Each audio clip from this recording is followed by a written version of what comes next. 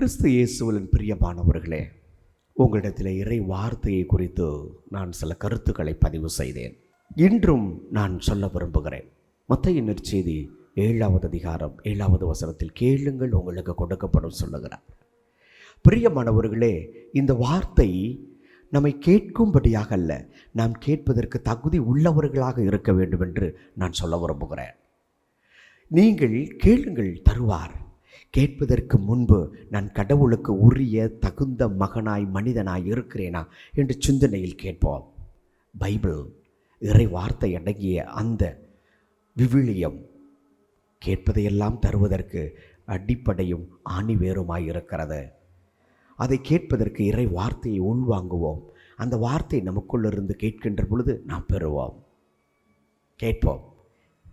இறை வார்த்தையின் வழியாய் இறைவன் தருவார், தந்து கொண்டிருக்கிறார். அவர் தருகின்ற தெய்வம்.